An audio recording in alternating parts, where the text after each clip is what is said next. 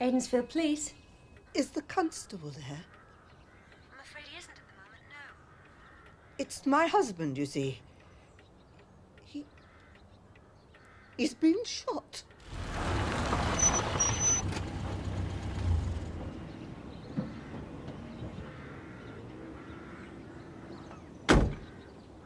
We just got back and I found him lying there.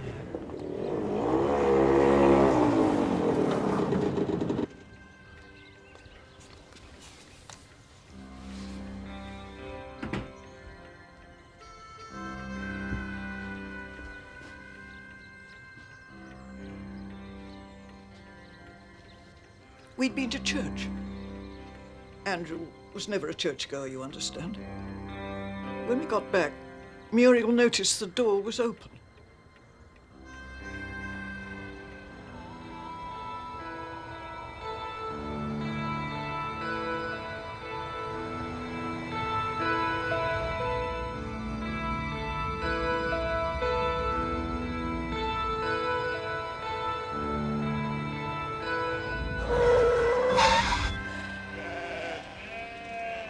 Welcome to darkest Yorkshire. A Scotland Yard team? Yeah, according to Blaketon. But why? Well, our own CID haven't exactly been doing much. And after all, Gerard is one of their own, or rather was. You know, that surprised me. He never struck me as an ex-copper. He seemed far too... Too clever? too nice. He was a bit of a tough guy in his time. They said when he collected his gold watch, you could hear a sigh of relief right across Soho. What happened when you left? Villains sobbing in the street, begging you to stay. Oi. Chief Inspector Merton's Scotland Yard. Hello, sir. We've been expecting you. Jack Lanford, my assistant. We've booked you in at the Aidensfield Arms, sir. It's cheap but cheerful. I think you'll be all right there. Oh, fine, fine. Having a problem fixing up your DC here, though. The press have snapped up every spare bed in the village. Oh, well, do your best then. If you can't fix him up, there's always a cell. Eh, Jack? Also, we'll need some office accommodation. We're a bit short on space, I'm afraid, sir. Oh, well, I'm sure you'll come up with something, Sergeant, if you put your mind to it. Well, what sort of office accommodation did you have in mind? Oh, nothing special, Sarge. This your office, is it? Breathe in.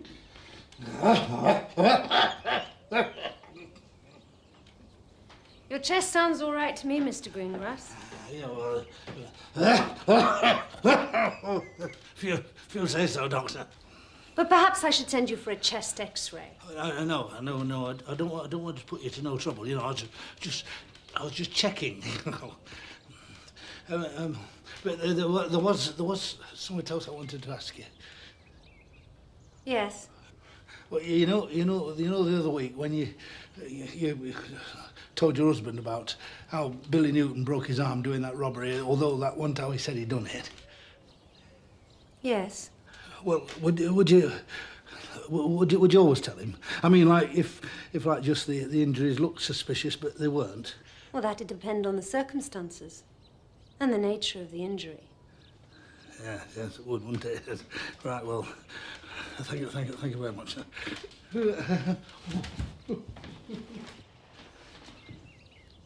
Something wrong with your leg, is there, Mr. Greengrass? Oh no, it's just a touch of cramp. That's all. You know, it's nothing really.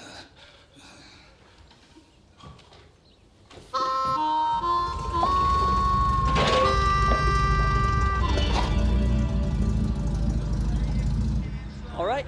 Terrific, yeah. Charlie? Ah, not bad. I've got to say, I thought it was okay before. Well, I just fancied it this colour. Really pull the bears now. I'm glad you're pleased with it. Alan spent a lot of time on there. Said 12 quid, didn't we? Yeah. Let's make it 15 in, eh? Cheers. So, Fancy doing a few more, then? Why have you got one that needs doing? We might have. See you then. Right. See you then. Yeah, I'll see you.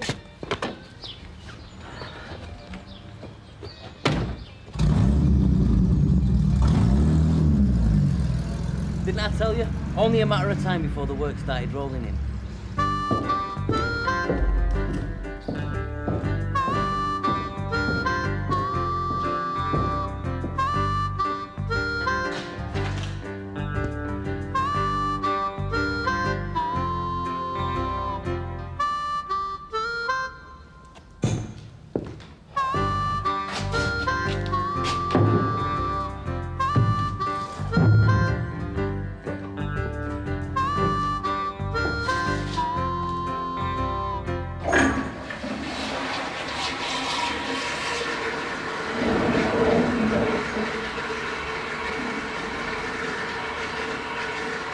So where's he been put then?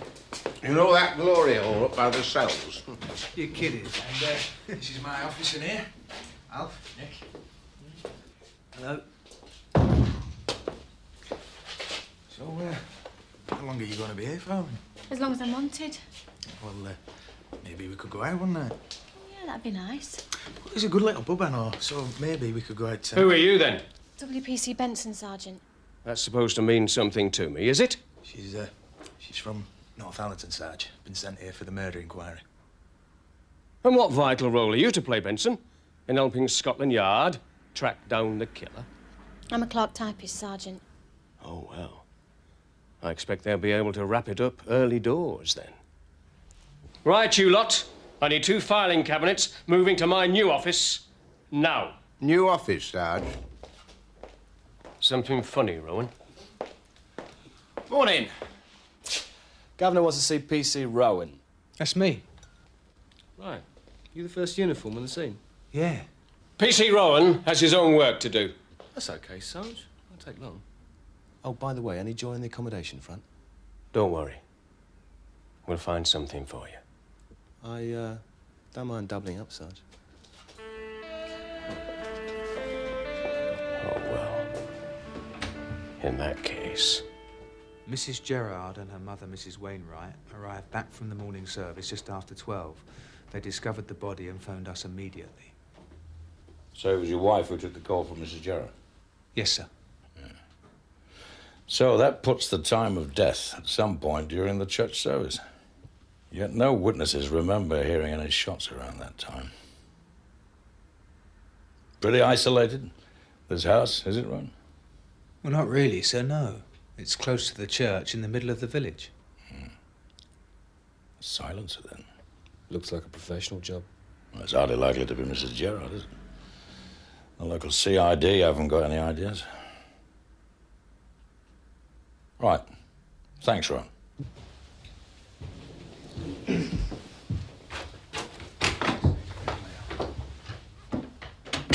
Why the hell did he leave the Met? To bury himself in this den alive hole?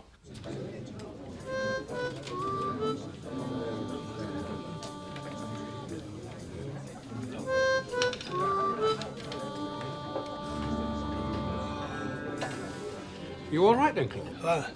Oh, no, I'm just twisting myself a bit, that's all. Which isn't like me, is it? Give us a large whiskey, honey. It's not like a good murder in the village to get your till jangling, eh, George? Oh, well, that's one way of looking at it, I suppose. They tell me they brought Scotland Yard in because our lot are so useless. That's right. Head gaffer's actually stopping here, you know. Ah, well, I suppose somebody in your business can't afford to be all that picky. Same again? Ah, go on then. Sonny Jim will pay for this one. You what? Well, I reckon you owe me one, don't you? No, what for? Well, they came to see you, didn't they? Pete and Charlie. You put them onto Alan? For that respray? Of course I did, lass. Mind you, if I were you, I'd keep a bit quiet about it. Right. Ta-da. You look as though you'll be needing scotch, Alan, lad. Sum it up. So what if Greengrass did put them onto us? So what? So if he did, it's bound to be bent, isn't it? We don't know that. We need the money. All I did was respray a car. Yeah, a car that didn't need respray. You heard what he said about that? Yeah, I heard what he said. So you think they've been nicked? If Greengrass had a finger in it, I'd say there was a definite chance, yeah. So? So if they ask you to do any more, just tell them you won't. Right, put that down there. Okay, bring it in here. Put it down the other side there. Right, now, then go and get the chairs. Need a driver, Sergeant, and somebody who knows the area. Right. You drive, Ron? Yes, sir. Right, you'll do. Come on. Yes, come on, Nick. I'll see you later then, Sergeant. Now, just a minute, Rowan. I know you London lads like to stick together, so I've got a plan to help out your chum.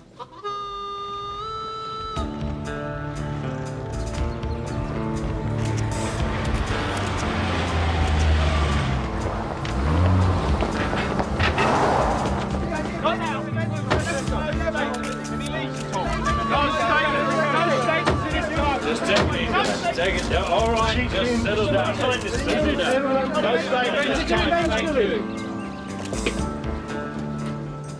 Damn vultures. Can't you do something? It's getting my daughter down. Oh, Paddy. Muriel, how nice to see you. Oh. Thank God it's you they sent. That's good. You see, as far as Paddy Merton is concerned, this one's personal. He used to work for Gerard for years as his DS. Idolised him.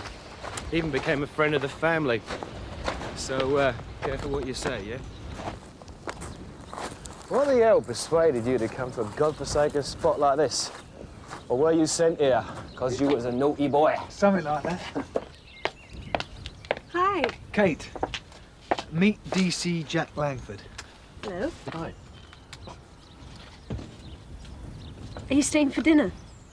A bit longer than that. Blaketon's billeted Jack with us.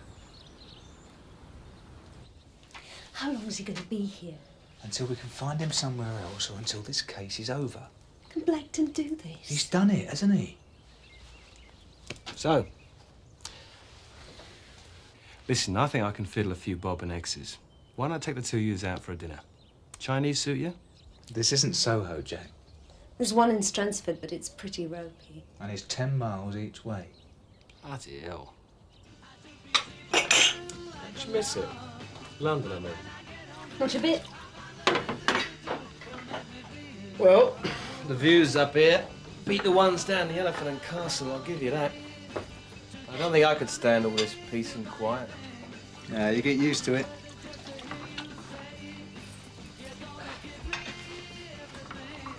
That was great. Thanks. You're welcome. So, what passes for a sophisticated evening up here, then? Game of darts don't tip bob. Well, you got something else in mind? Yeah, I have, as it happens. Game I play better than darts. With that little WPC. Who's this? Rachel, her name is. She comes from, North Allerton. Just love that accent. Oh, have you got a spare front door key, by the way? Yeah, there's one on the sideboard. Oh, sweet.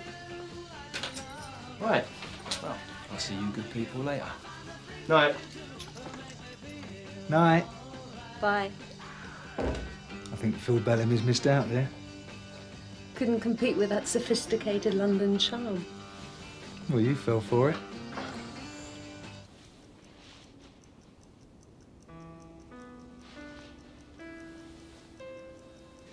What are you doing?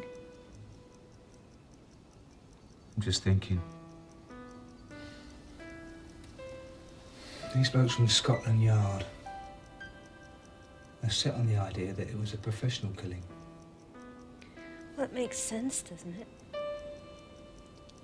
Oh, you know this village, love. Any outsiders, either on a Sunday morning or just scouting the place out, someone would have seen something. Nobody saw anything. So what's the alternative? Muriel Gerard. She's a nervous wreck. And besides, she was in the church when he was murdered. Her mother left for church early that morning to arrange the flowers. She was alone with him for half an hour before the service. Maybe the time of death was earlier than we think. Andy Gerard wasn't just a good detective. He was one of the best Scotland Yard ever had. Which means he made lots of enemies. People who swore at that time that they wouldn't rest until he was 6 feet under. So, 4 men that Detective Chief Superintendent Gerard put away and who've all been released in the last 12 months. Every one of them a known villain, every one of them well capable of murder. Now, the situation is this. I've got to go back to London for a couple of days, but while I'm away, I want these photographs shown to every man, woman, and child in this area. Is that clear? Yes, sir. Any questions? Yes, sir. Right. Let's get on with it. Yeah, I'll give you a buzz later in the yard. So, where were you last night? Oh, I got held up. Tonight, then? Sorry, I've made arrangements. Nick, you could have had a word with her. Roger, mate, of yours. You knew I had her lined up. He's just hanging around to pick up the pieces. He can't stay forever. Neither can she. Rowan, don't think you can forget your own job while you're swanning around with these London pals of yours. No, Sergeant. Nick, you got a minute?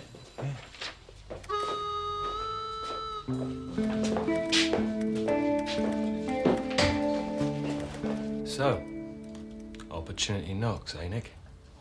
For both of us. What, with the governor out of the way, down the smoke for a few days? How do you mean? Oh. To make a name for ourselves. Oh, right. Now, what I propose is... I know your boss is convinced it's an outside job. What, and you're not? Well, Muriel Gerard was alone with her husband for at least half an hour before the service. Her mother went to church early to arrange the flowers. It's all there in one of the statements somewhere. I see. So, Muriel Gerard fitted a silencer to her gun, blew her husband away, then hid the weapon, and calmly went to church, yeah? Leave the detective word to us, eh? Now, what I want you to do is to take these statements, go back over them again with the people involved, and see if they've got anything to add. If they have, try and get it in English, eh? Yeah, I just want to check a few points with you, Mr. Shaw. Fine. Don't mind if I carry on while we talk. No.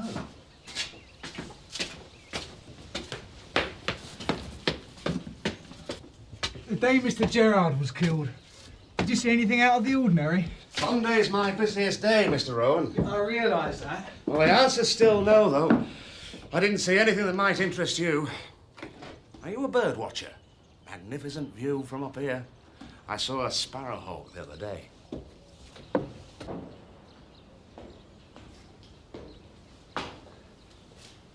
How about hearing gunshots?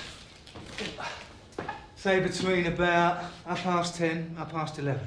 No, can't say I did.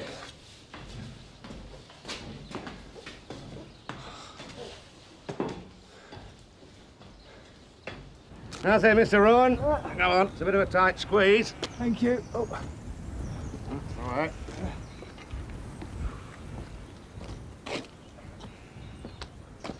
Grand view, isn't it? That's the Gerard house, over there. I was just showing you went up here on Sunday.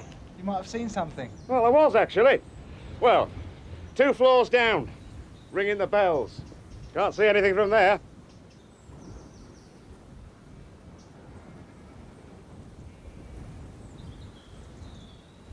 Mrs. Wainwright.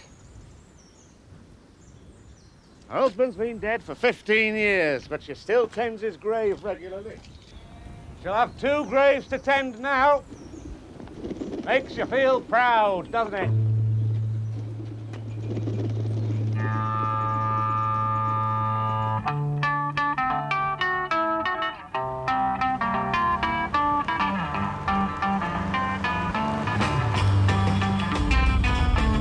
Baby buys the things you know. He buys the diamond rings, you know. She says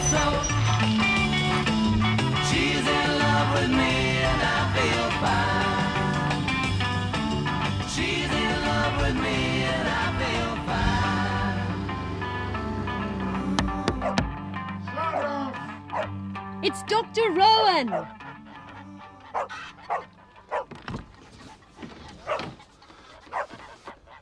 Mr. Greengrass, what's the matter? Shotgun pellets, right? Could have been, I suppose. From a gamekeeper's shotgun, presumably.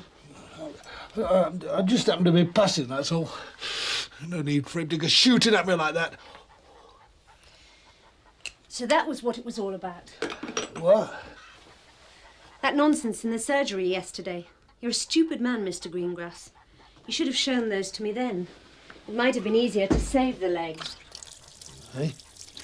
The pellets are still in there, and they're going septic. I'm going to have to get you to a hospital. I'm not going to no hospital. As you wish. But you do realise if gangrene sets in, they may have to amputate.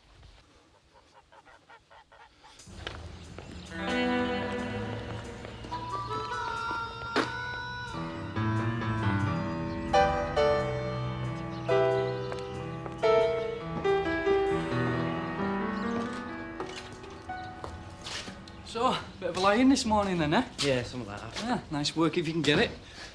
Got another little spray job for you if you're interested. I don't think I am, really. Oh, how come? Well, I'm dead busy. You weren't so busy the other day, were you? Look.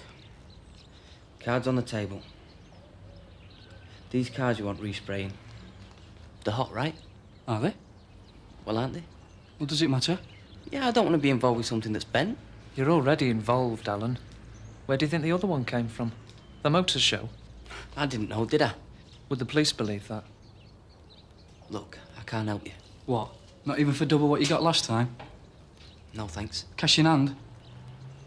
I'd really rather not, Pete, honest. Look, I'll tell you what, kid. Just the one more job, all right? Just the one, eh, Charlie? Then, if you decide you've had enough, that's it. No hard feelings. What'd you say, eh?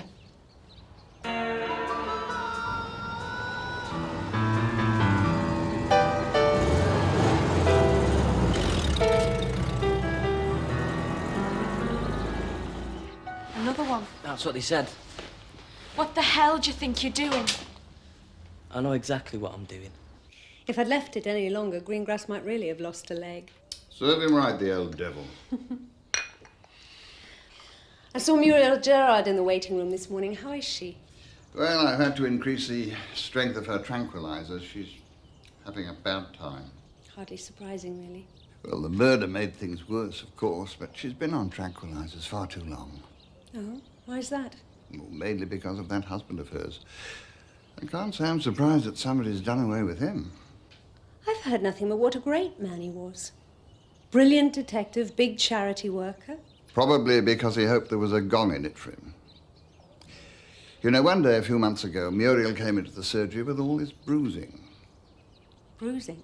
Black eye, a real shiner. She'd walked into a cupboard door, so she said. Well, it does happen. Gerard had done it, she told me. Why didn't you tell the police? Nothing to do with them. No, I meant after the murder. I didn't think of it. Nobody asked me. But you're not suggesting that Muriel's a suspect?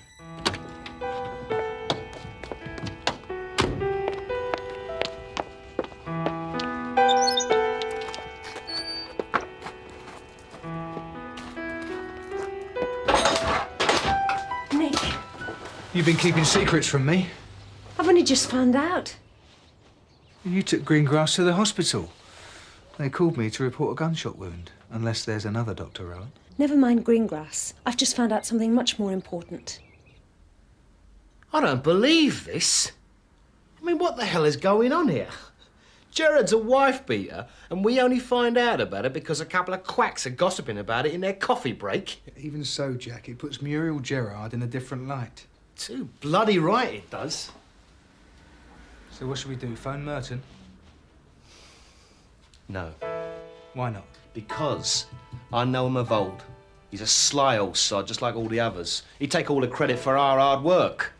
You don't get to be detective chief inspector just by opening doors for people, you know? No. What we need to do is go and see Muriel Gerard before he gets back. Like now. Come in here, please. My daughter won't be a moment. Thank you, Mrs. Wainwright.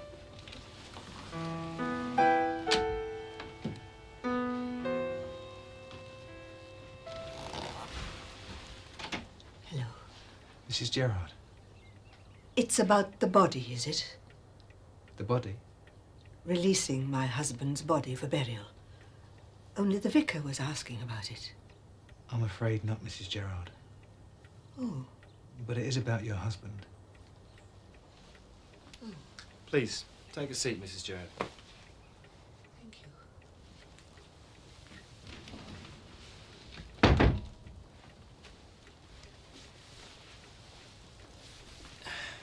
So, would you say you were happily married, Mrs. Gerard?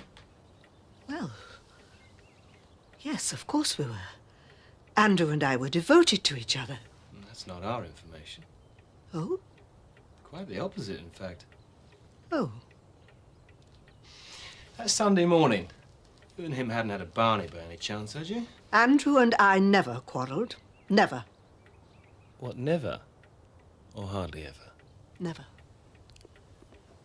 How long were you married, Mrs. Gerard? 35 years. At least we would have been this July. And in all that time, you never had so much as one harsh word? I mean, not even one. I suppose we must have had one, yes. You see, I'm not very bright sometimes about things.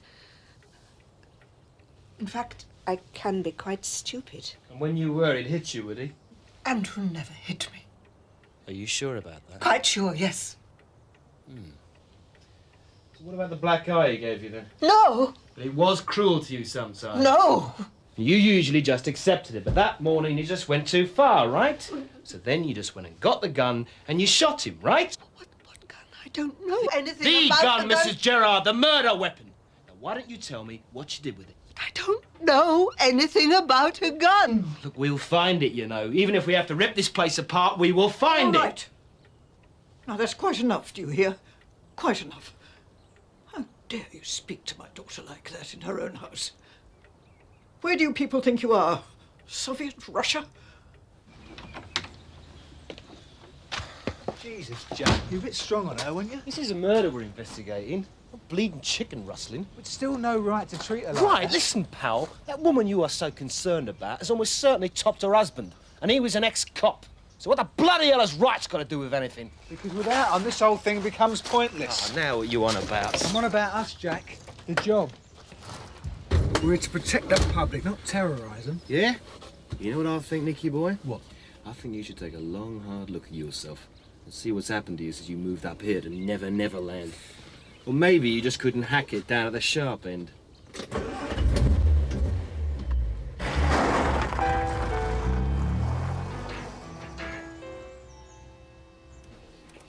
Right, well, thanks for telling us, Alan. Well, I couldn't do anything else. Give us a bell as soon as you hear from them again. Right. Well, I'll see you. Bye. Right, Rowan, off you go. Go where, Sergeant? Bring in Greengrass. If anyone knows about those two villains, it's Greengrass. Aidensfield Police. Hi. Sorry, love, say again. How late? But the meal. Typical Blaketon. Yes, I understand, I understand. All right, see you when I see you. Bye. Blaketon giving Nick the runaround, does he? Something like that, yes. Yeah, I know that feels. Do you fancy coming out of the pub for a drink? No, thanks. I tell you what, Jack, are you hungry? This will be ruined by the time he gets back. Well, if you're sure Nick won't mind. Too bad if he does.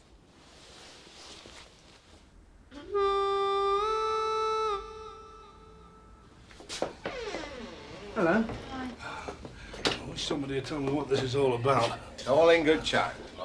Hey, I'll be with you in a minute, Alf. Right. Excuse me, do you know where Jack is? No, sorry. You're supposed to meet me here half an hour ago. Well, I'm sorry, I haven't seen him. Oh, I'll give him a couple of minutes. Isn't it about time for your break, Phil? More or less. Rachel, why don't you and Phil go down the pub and I'll send Jack along when he turns up. I'm going. Well, neither is he if I don't tell him.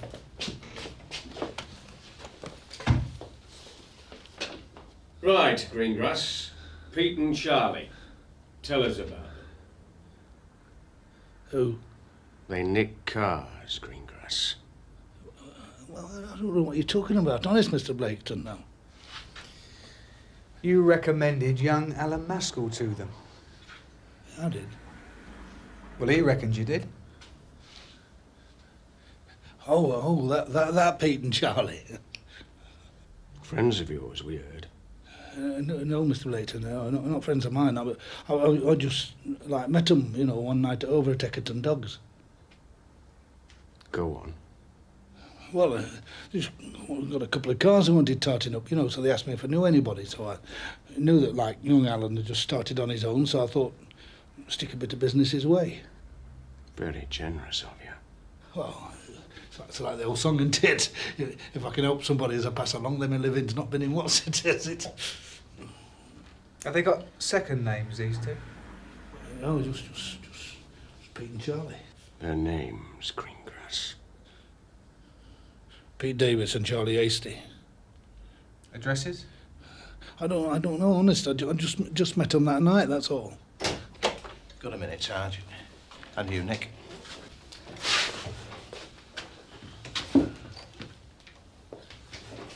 I've just set Alan Maskell on the blower. Those two lads are bringing in another stolen car first thing tomorrow. Right. Hang on a minute. What about Greengrass? He'll tip them off. Well, can't we keep him overnight? On what charge? I might be able to help there. Just give me a minute with him.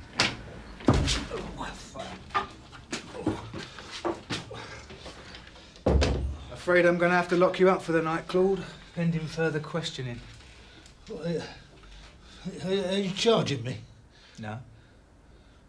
Well, I've been saying you that.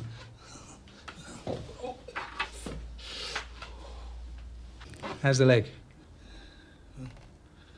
Got all the pellets out, did they? Your missus promised not to say aught. Oh, Kate didn't. The hospital did. Spot of poaching, was it? Poaching? Me? I had a call from John Rawlings, you know, saying he thought he'd winged someone by accident up on the estate. Someone doing a spot of poaching, judging by the traps and snares he'd left behind. Not that I've said anything to Sergeant Blaketon. Not yet, anyway. I think a night in the cell should just about cover it. What'd you say? Thanks. That was lovely. Nice meal, attractive company, and a bottle of wine. What else can a man ask for? Remind my husband of that when you see him, will you? I don't understand you, though. How you can be content to live up here. I think I'd miss the bright lights too much. It suits us. Nick had had enough of London. Well, you know what the man says. If you're tired of London, you're tired of life. Yeah? Well, he wasn't a copper. Nick's different from you, Jack. He has his own ideas of what he'd like to do with his life. Yeah? Like being that Pillock Blaketon's whipping boy for the next 20 years. He can do better than that. You know, you don't have to stay in and keep me company. I can't imagine anyone else I'd rather spend the evening with. Well, I'm sure you can find someone who'd lap up all your rubbish. Let me top you up. Oh, Nick, fancy a glass of wine after your hard day's work? I think there's a drop left.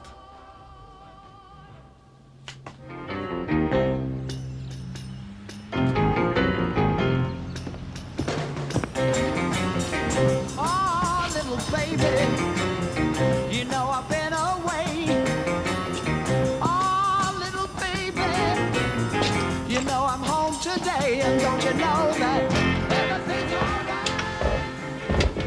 Oh, I was just going to use the bathroom. Are you in a hurry? Not particularly.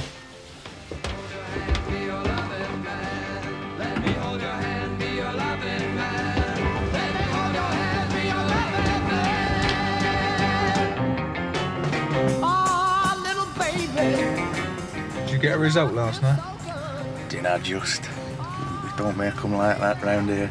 In fact, do us a favour, will you, mate? What's that? Get your mates from Scotland Yard, drag this murder out for another month.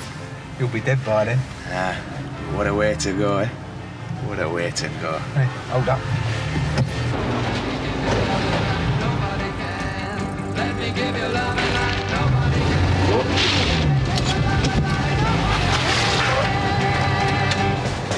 Morning, Alan. Bastard!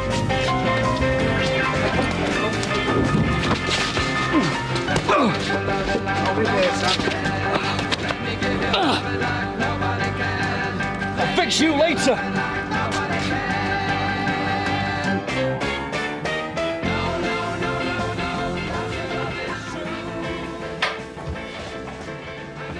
Nick gone? Yes, another case, not yours. I'd like to thank you for last night. No need, Well, we're still friends, huh? if you like. Kate? I've really got to get ready for work. I hate to see a beautiful woman like you get a waist up here. You're being silly. Come on, I think you know what I mean. Get out. I mean it.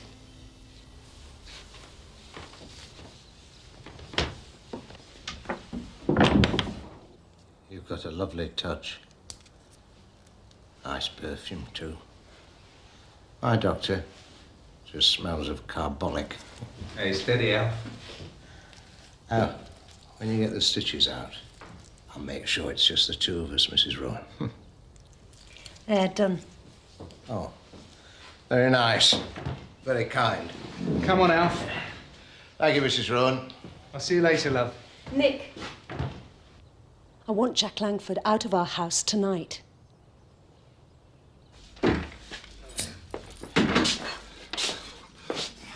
I think I'm going to have a word with my solicitor about all this, Mr. Blaketon. Detained overnight without charges. If I were you, Greengrass, I'd leave now while you still can. The house was burned and all. Out! Sarge? Looks like you've been stitched up.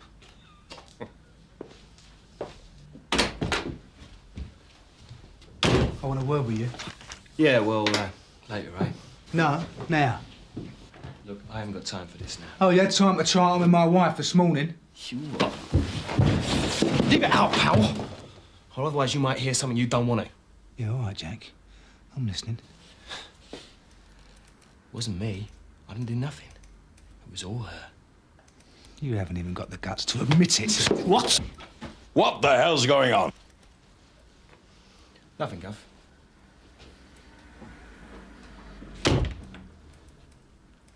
I've just had a complaint from Muriel Gerard about you two. And now I find you scrapping at the office. You've had a complaint from Mrs. Gerard? She says you both went round there and gave her the third degree. Yeah, Sir. Well, I picked up on some local gossip, sir, which has led me to believe that Mrs. Gerard killed her husband. You what? Hey, shut up, Rowan. I'm not interested in your fun. Yes, sir. Yeah, out you go. I'll talk to you later. So, what's been going on then?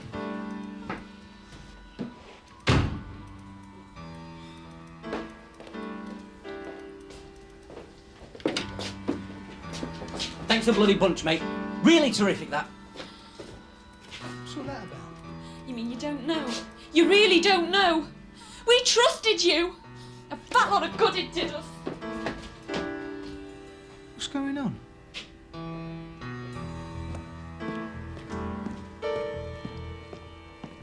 I don't believe you, Sarge. You don't believe what? You're charging Alan Maskell with receiving stolen goods. I have no choice. No choice? It was him that gave us the information, for Gould's sake, and set 'em up for us. Davis and his sidekick have signed a statement to say that Maskell was in on it from the beginning. They swear he only came to us because he got cold feet. Well, they would say that, wouldn't they? To get back at him for shopping them. Now listen, Rowan. I know you think you've changed that kid from a tearaway into a respectable citizen, but it's their word against his. And he did make money from that first car. He didn't know it was nicked. That's not for you or me to decide. It's for the courts. I had no choice but to charge him. Or to put it another way, you're just covering your own arse as usual. I'll just pretend I never heard that, Rowan. I'm finished. Oh, don't say that, Nick. There's no future in the forces for coppers who go around starting fights or telling their section sergeants a few home truths. I shouldn't have told you about Jack. Yes, you should. What a bastard, though, eh? You should have seen the way he went for Muriel Gerard. Do you still think she did it? It seems odd that nobody heard any shots. Only they wouldn't have, would they? What? Heard the sound of any gunshots. Not if the bells were ringing, which they always are, of course. Every Sunday, right up until the service starts. Go on. Well, Muriel Gerard was seen chatting with someone in the churchyard before the bells started ringing. And then she went into the service. Now, if the murder happened when the bells were ringing, then there's no way she could have done it. And if it wasn't a professional hit with a silencer, and Merton can't seem to find anyone, then who did it? Now you're back to square one. What about the mother? She came to church early to arrange the flowers, didn't she? Yeah, the verger confirmed she was in the vestry. Well, there you are then. But he was up in the belfry during the bell ringing. So in that time, she could have been anywhere. Muriel, why didn't you tell me he'd hit you? What's happening, Paddy? They think I killed Andrew. You must tell me the truth. Then I can help you. What's happening? Just trust me. Tell me what happened. Don't you believe me? Just a minute, Muriel. Just a minute. We'd better get her down to the station. Get her coat. Okay, go. Now look, Muriel. You must come with us. Now, you're not obliged to say anything unless you wish to do so. What you say may be taken down and may be given in evidence. Now, come on, Muriel. Let's go down to the station and have a little chat. There we are. What do you think you're doing? Yes, come on, come on. They're taking Come me, on, Mother. come on now. And I don't Come know on, why. come on. But you can't do that. Look, you're not helping matters, honestly. Mother! I don't understand. Look, I realise you've had a shock. I can get someone to stay with you if you'd like. Come on, Langford. There's a path over here. It must be a shortcut. I saw it from up in the tower. Now, she had plenty of time to get there and back, and nobody would have seen her.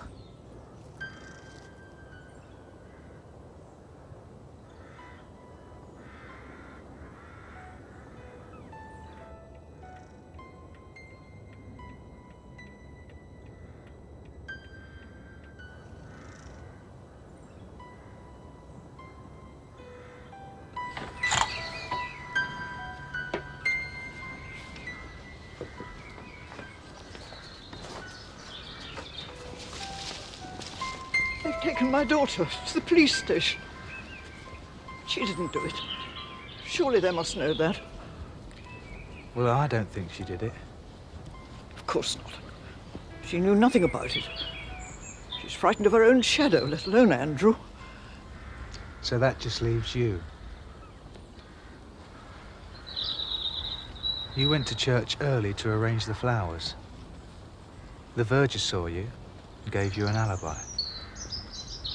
When he went up to ring the bells, you had ample time to slip back along this shortcut, kill Gerard, and get back before the service.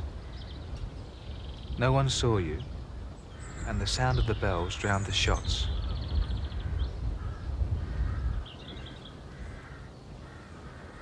Do you have children? No. Then you may not understand. But I'll try to explain. Come with me. It's a question of instinct, really. I was the only thing that stood between them. His constant bullying and violent tempers. He spent too many years with criminals, treated us with the same contempt. But when he finally hit her, I couldn't stand it any longer. But he told me that if I interfered, he would put me in a home. What else could I do to save my daughter? After all, it is the most primal instinct in a mother to protect her young. May God forgive me. My husband's grave.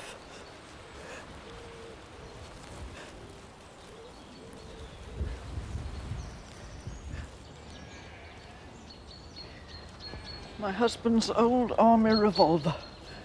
In India, we women learn to use firearms.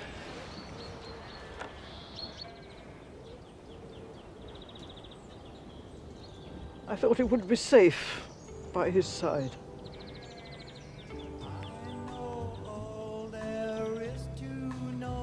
About the crying I've had my share of the crying game. First there are kisses, then there are sighs.